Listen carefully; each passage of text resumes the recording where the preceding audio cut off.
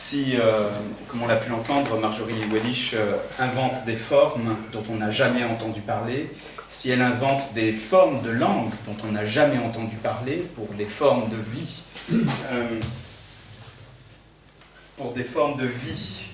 dont on a peut-être entendu parler, mais qui sont réimaginées au travers de sa poésie, Marcel Cohen, lui aussi invente des formes certes différentes de celles de Marjorie Wellich, mais qui néanmoins ne rentrent pas dans un cadre générique. Marcel Cohen n'aime pas qu'on définisse son travail par genre, c'est-à-dire que ça n'est pas du roman, ça n'est pas de la poésie, ça n'est pas de la fiction, et peut-être c'est tout à la fois cela. Il dit que souvent les auteurs de prose le prennent pour un poète et les poètes le prennent pour un auteur de prose. En tous les cas, quoi qu'il en soit, Marcel Cohen invente des formes et c'est pour ça qu'il nous est extrêmement cher, notamment dans sa trilogie Fait, publié chez Gallimard, mais aussi plus récemment, en 2017, dans 2 livres extraordinaires que sont L'autoportrait en lecteur, publié chez Éric Pesty, constitué uniquement de citations, dont je crois il va lire des extraits aujourd'hui, et puis Détail, publié chez Gallimard, dont il lira aussi des extraits. On ne peut pas ne pas mentionner sur la scène intérieure le livre où il parle de souvenirs qui lui restent de sa famille qui a été déportée pendant la guerre et bien évidemment toute cette œuvre que Marcel Cohen constitue depuis des années maintenant nous est extrêmement chère. Il a été traduit aux États-Unis notamment.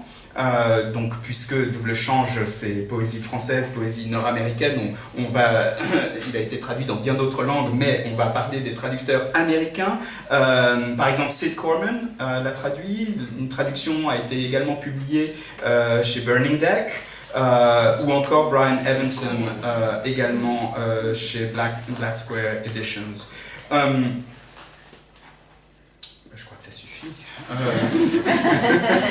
Marcel, on est absolument ravis.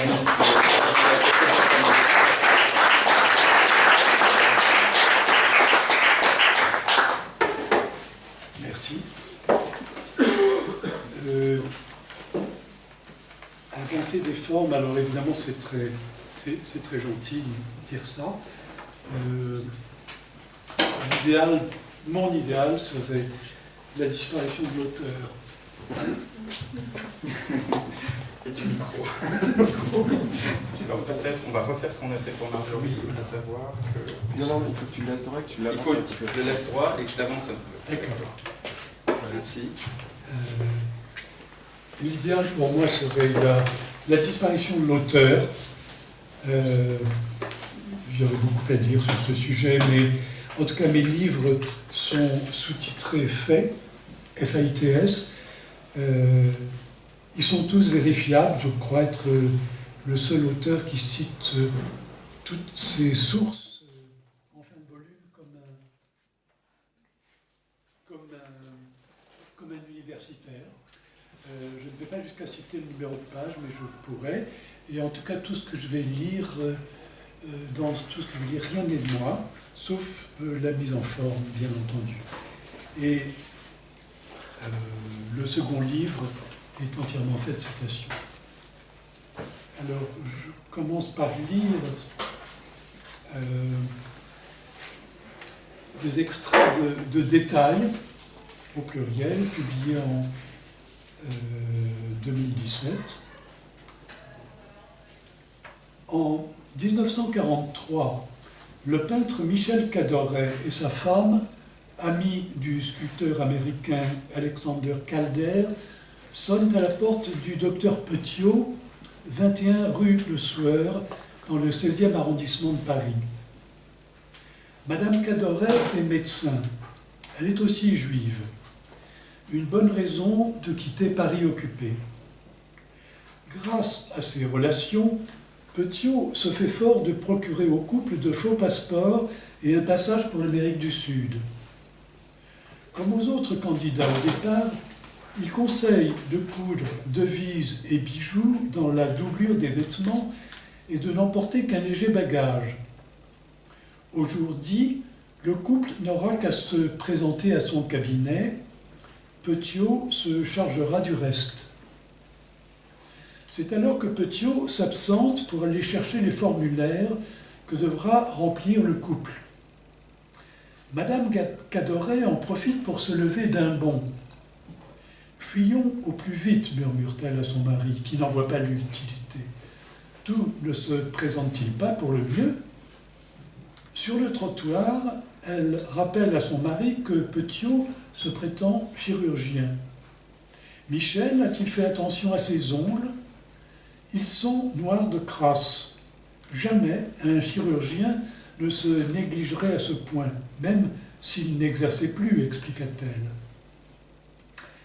À cette date, 27 personnes, toutes candidates au départ, avaient été dépouillées de leurs biens dissimulés dans leurs vêtements. Les victimes avaient été préalablement assassinées dans le cabinet de la rue Le Sueur et incinérées par le prétendu chirurgien dans son poêle à charbon.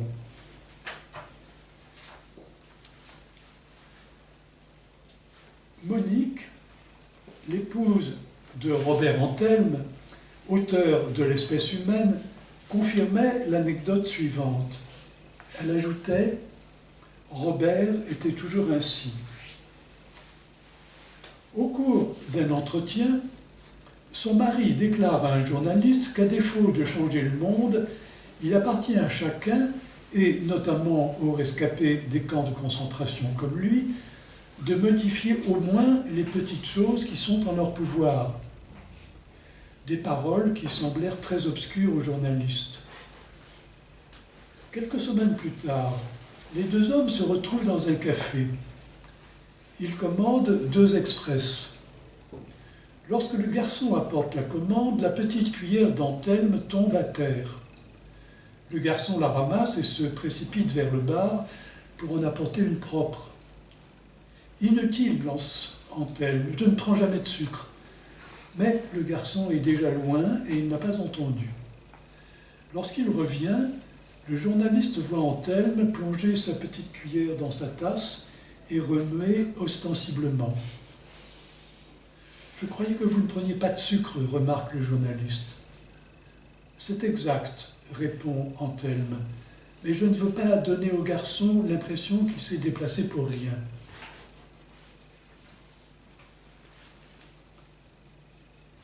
En 1977, lorsque le poète Edmond Jabès prit sa retraite, Arlette, sa femme, travaillait encore. Un matin, et pour la première fois depuis des décennies, il s'était retrouvé seul à son domicile avec toute une journée devant lui pour son travail personnel. À peine installé à son bureau, il découvre une petite tache sur la moquette. Il se lève et se met en quête d'un chiffon et d'un détachant. La tache ne résiste pas, mais au moment de se rasseoir, Jabès constate qu'une petite auréole blanche l'a remplacée.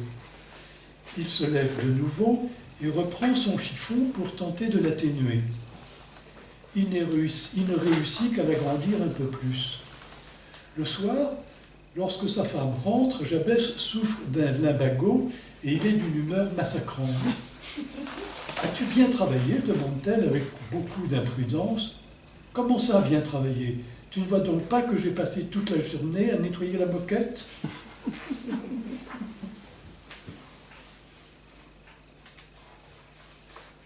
César Ritz, fondateur en 1898 à Paris du palace du même nom, fut toujours un grand maniaque.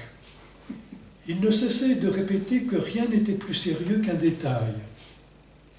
Il exigeait que les clients soient appelés par leur nom dès leur arrivée, y compris par les femmes de chambre, ce qui supposait un effort de mémoire considérable. Seul le jaune champagne était toléré pour la literie, les doubles rideaux, la soie des revêtements muraux, les nappes, les serviettes. C'est la seule couleur qui, aux yeux de Ritz, mettent en valeur le teint d'une femme. Jusqu'au milieu des années 1990, on trouvait même dans les penderies, fait unique dans le monde, un tiroir destiné aux perruques. On remarquait aussi des pendules à air comprimé. Elles avaient été conçues à la demande de Ritz pour indiquer la même heure dans tout l'établissement, des cuisines à la suite impériale. D'origine suisse, Ritz ne supportait pas l'inexactitude. Le jour de l'inauguration, Ritz fit revenir les menuisiers à moins de 3 heures de l'arrivée des premiers invités. Il trouvait les tables du restaurant trop hautes d'1,5 centimètre. Il en profita pour faire visser un crochet au montant des chaises afin que les femmes puissent y suspendre leur sac à main. On comprend que son nom est donné aux États-Unis l'adjectif ritzy, synonyme de luxe, de confort et de bon goût. Il n'est pas anormal non plus que certains touristes américains soient déçus en apprenant qu'au sommet de la colonne Vendôme, face à l'entrée de l'hôtel, la statue n'est pas celle de César Ritz, mais de Napoléon.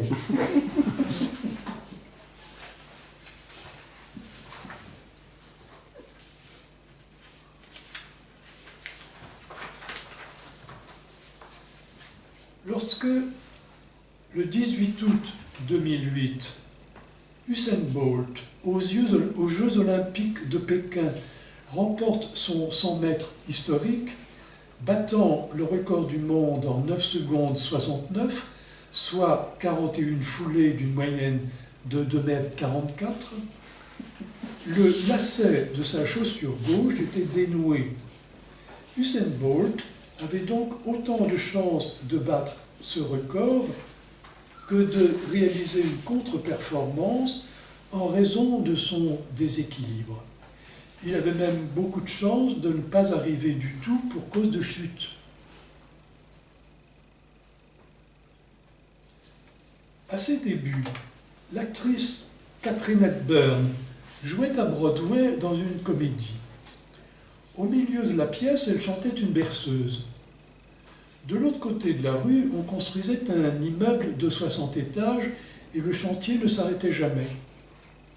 Catherine demanda au régisseur du théâtre s'il ne pouvait pas obtenir que les travaux cessent au moins pendant qu'elle chantait sa berceuse.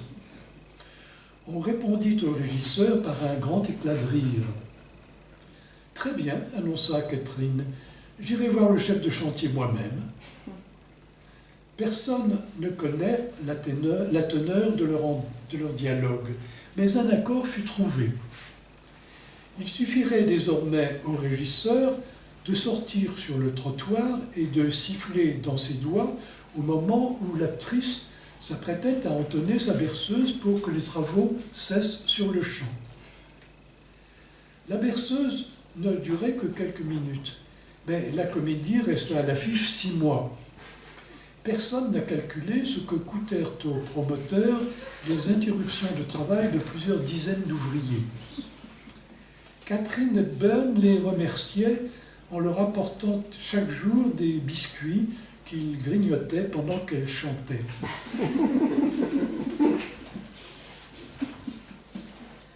En octobre 2008, le New York Times consacrait un article au 2e bouton de la chemise masculine.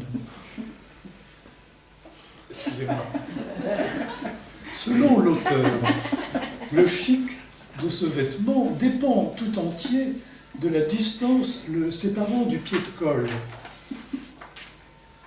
Si le bouton est placé trop haut, la chemise vaut à son propriétaire un air guindé, quand bien même il ne porte pas de cravate et garde son col ouvert. Si par contre le bouton est trop bas, le col ouvert découvre le sous-vêtement et les premiers poils de la poitrine. C'est rédhibitoire pour quiconque souhaite ne pas porter de cravate sans paraître débraillé pour autant. En admettant qu'il faille se résoudre à porter une cravate pour remédier aux défauts de la chemise, trop d'espace entre le premier et le 2e bouton se traduit, dès que le propriétaire de la chemise se penche en avant, par une échancrure qui découvre le sous-vêtement ou la poitrine nue. Le New York Times fixait l'espace idéal entre le pied de colle et le deuxième bouton à 9 cm. Le prestige de la griffe ne change rien. Au-delà et en deçà, estimait le journaliste, une superbe chemise n'est plus qu'une chose bizarre.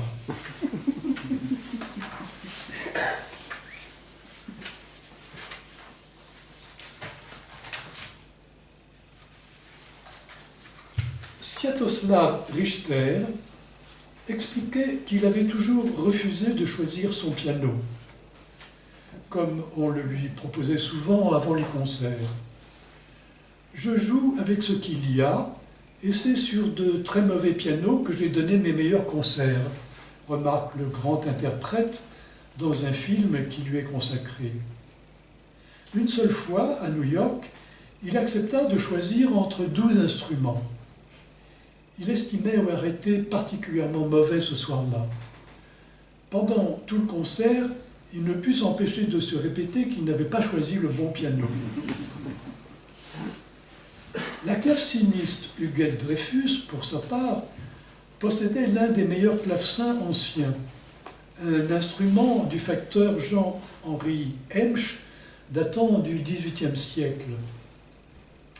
Il n'existe cependant aucun enregistrement d'Huguette Dreyfus jouant cet instrument. On ne pouvait pas enregistrer chez elle en raison des bruits de la rue, et elle refusait qu'on transportât le clavecin par crainte de le voir endommagé.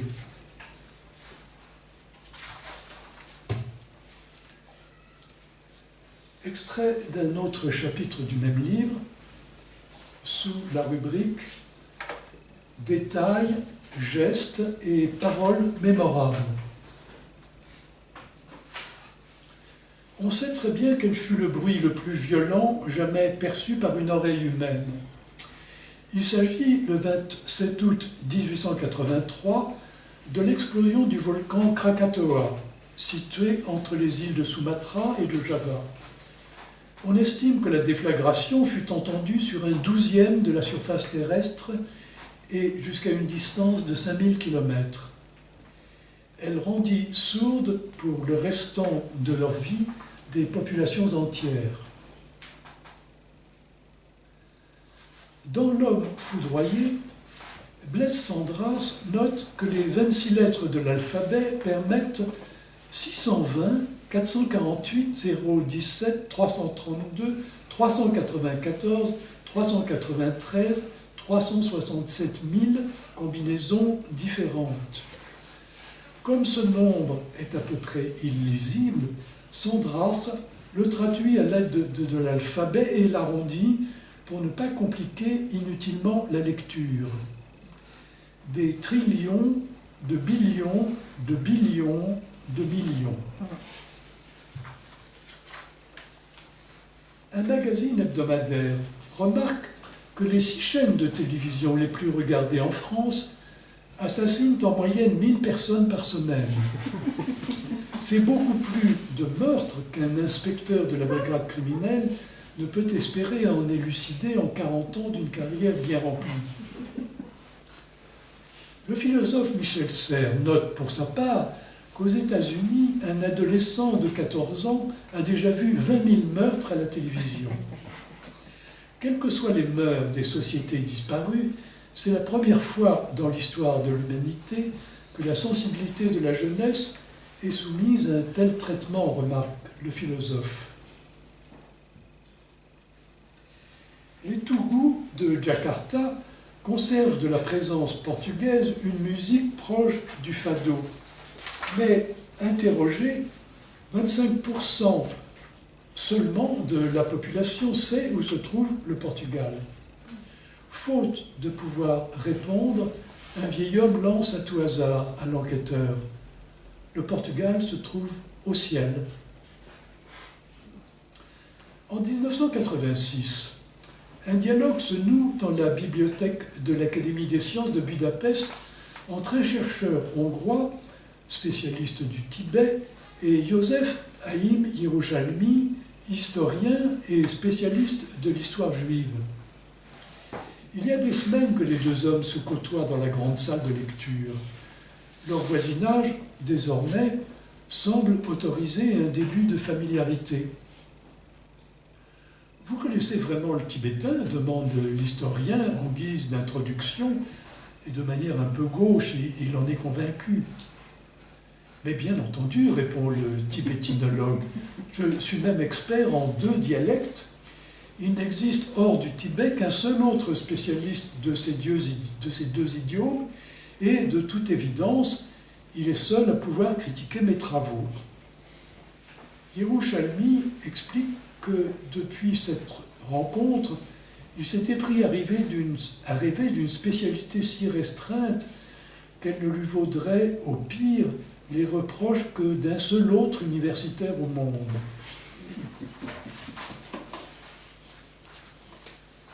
Dans son documentaire « Les Jeux d'Hitler », consacré aux Jeux olympiques de 1936 à Berlin, Jérôme Prieur note que les milliers de colombes lâchées en signe de paix dans le stade devant les 100 000 spectateurs lors de la cérémonie d'ouverture et en présence d'Hitler appartenaient aux pigeonniers de la Wehrmacht. L'écrivain Pierre Bergougnoux fait remarquer qu'il ne s'est jamais trouvé plus d'une demi-douzaine de mandarins en Chine pouvant s'enorgueillir d'âge en âge de posséder les 80 000 idéogrammes de l'écriture. Cependant, la vie de ces lettrés touchait à sa fin lorsqu'ils atteignaient ces sommets de savoir et ils n'avaient pas l'usage de telles connaissances.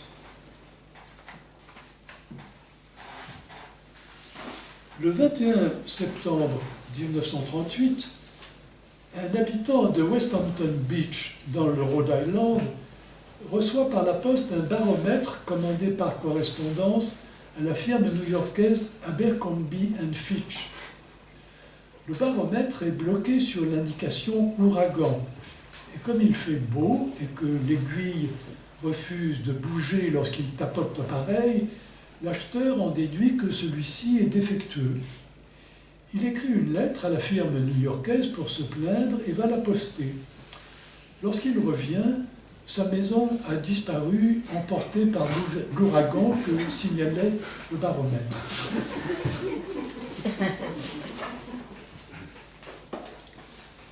Extrait de Autoportrait en lecteur, un livre donc où il n'y a rien de moi, il ne s'agit que de citations et je tiens les références à votre disposition si elles vous intéressent. Joyce rencontre Proust au cours d'une soirée à Paris. Proust. Aimez-vous les truffes ? Oui, répond Joyce, j'aime beaucoup les truffes. Ce sont les seules paroles qu'ils échangeront de toute la soirée. Jean Paulhan a un jeune auteur qui lui avait donné à lire un manuscrit. Je distingue 2 parties dans votre texte, ce qui est original et ce qui est bon. Malheureusement, ce qui est original n'est pas très bon et ce qui est bon n'est pas très original. À la question « Croyez-vous aux fantômes ?», Madame Dudefend répondit « Non, mais j'en ai peur. » Dans ma vie, je n'ai jamais aimé que 2 catégories d'hommes, ceux qui ont des moustaches et ceux qui n'en ont pas. Ava Gardner, à qui l'on demandait combien elle avait eu de maris dans sa vie, en comptant aussi les miens, elle appartenait à cette catégorie de femmes qui étranglent les tubes de dentifrice. En Angleterre, un homme accusé de bigamie est sauvé par son avocat qui prouve que son client avait 3 femmes.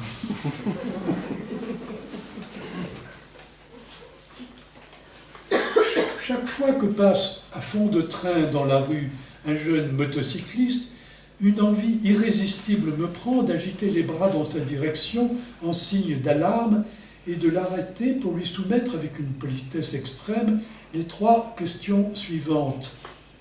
Quelle heure est-il exactement? Pourriez-vous par hasard me changer 50 fillers? Quelle est votre opinion sur le lyrisme tardif de Goethe? Quiconque est assez insensé pour s'embarquer dans une œuvre, de quelque nature soit-elle, ne tolère pas au fond de lui-même la moindre restriction sur ce qu'il fait. Ses doutes sur soi le minent trop pour qu'il puisse affronter encore ceux qui l'inspirent aux autres. L'autruche qui enfouit sa tête dans le sable veut, en tout cas, nous donner le sentiment que cette tête est la partie la plus importante de sa personne. J'aborde les phrases, ce que j'ai affirmé, les convictions que j'ai partagées. Tout est risible et mort. Je ne suis que silence. L'univers est silence. J'ai le visage vers le mur. Pas un rien de la surface du mur qui me soit inconnu. Il peut y avoir une brique dans un mur de briques que l'œil saisit. Un dimanche si tranquille. Voici la brique. Elle attendait ici quand tu es née, Marie-Anne. Comme des poissons, vous êtes pris dans les filets de l'horizon. Sur sa tombe du cimetière de Rouen, Marcel Duchamp a fait inscrire « D'ailleurs, c'est toujours les autres qui meurent. » Relevé sur une tombe à Los Angeles. Je vous avais bien dit que j'étais malade. Il existe des oiseaux sans pattes qui ne se posent jamais. Ils dorment en se laissant porter par le vent. Lorsqu'ils s'arrêtent de voler, c'est pour mourir. Je ne vois en principe aucune différence entre un serment de main et un poème. Sans le sentiment partagé que la réalité, que la réalité du réel ne peut pas être approchée sans la poésie, il n'y a pas de poésie. La poésie est le réel absolu. Quant aux coquilles, j'en ai vu passer pas mal en 22 ans. J'ai vu par exemple l'art poétique se transformer en rat poétique. Me hante encore cette nostalgie d'aller vers les autres, non par besoin, si j'ai encore énormément besoin des autres dans tout ce qu'ils représentent de survie, mais par devoir, comme si la solitude où je ne peux qu'aller avait quelque chose d'immoral. On dessine toujours les éléphants plus petits que nature, mais une puce toujours plus grande. Pour des raisons qu'il est impossible d'exposer ici, il apparaît qu'un paysan de Calenberg, ou plutôt son tablier rouge, qui entre seul ici en ligne de compte, doit être à une distance d'environ 80 pieds pour qu'un homme ivre le prenne pour une fraise qui serait à distance d'1 mètre.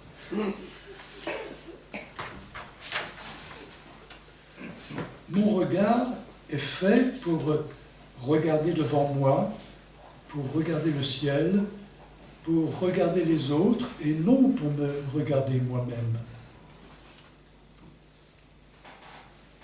Raymond Roussel, en voyage en Inde et à qui une amie avait demandé de lui rapporter un souvenir rare de là-bas, lui expédia un radiateur électrique.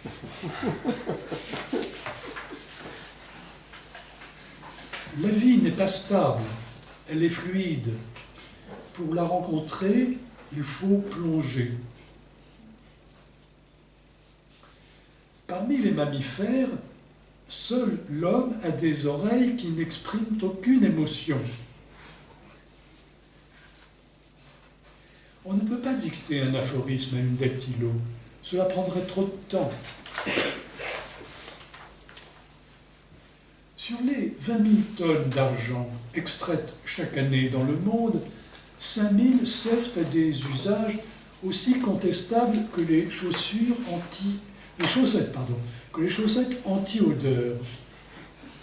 Le nano-argent des chaussettes se retrouve dans les stations d'épuration au bout de 10 lavages. Même chose pour bien des usages du titane, de l'or ou du zinc. Sous prétexte que les nanomatériaux permettent d'utiliser moins de matière, on multiplie les usages de ces matériaux rares que l'on disperse en plus grande quantité dans la nature.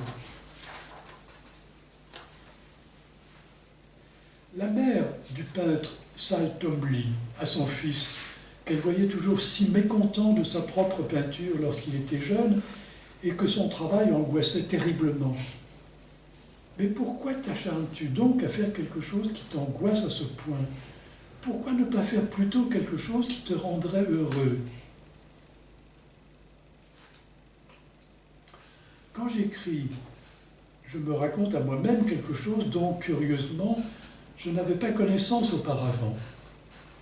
Interviewé, Franz Klein avait un jour déclaré à un ami: « Si je peins ce que tu connais déjà, cela t'ennuie.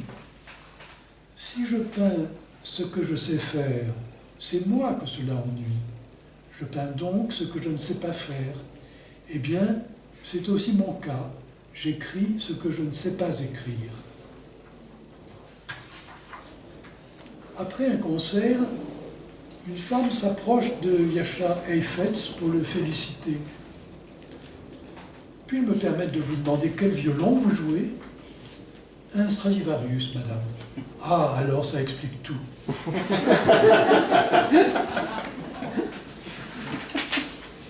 On ne peut s'expliquer franchement qu'avec l'espoir d'être entendu. Et on ne peut espérer être entendu que par les gens qui sont à moitié de notre avis.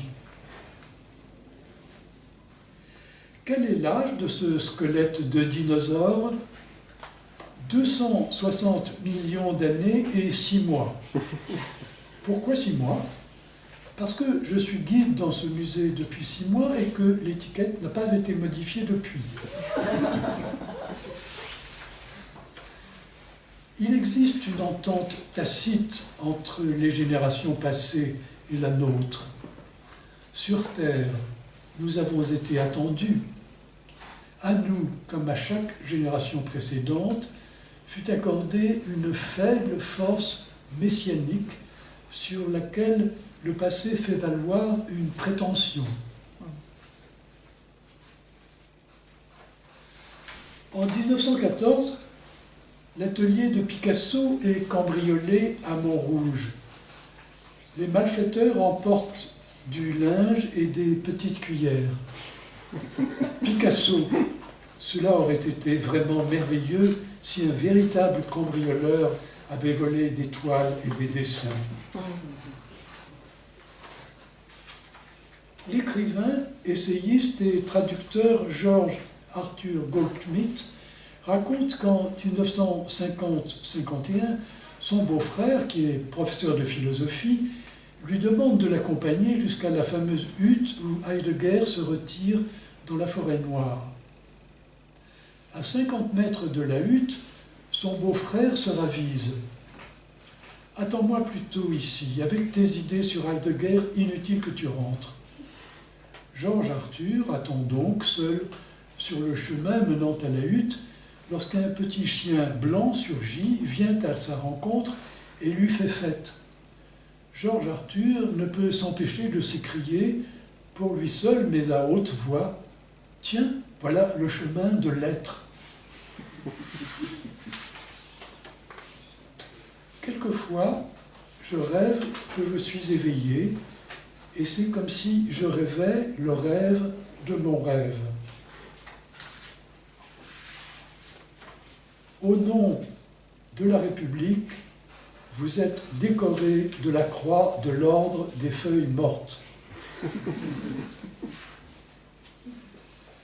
Que nous nous soyons rencontrés ici, que vous ayez laissé mes mots, les mots qu'il m'a été donné de prononcer, pénétrer en vous, devient la plus pleine affirmation de chacun d'entre nous, enfin et une fois au moins réunis. Et une fois, c'est toujours suffisant. Mon cher Louis, as-tu lu mon livre? Lu ton livre? Tu as fait un livre? Mais oui, Louis, je te l'ai même envoyé. Ah, mon cher petit Marcel, si tu me l'as envoyé, je l'ai certainement lu. Seulement, je ne suis pas certain de l'avoir reçu. Je vous remercie.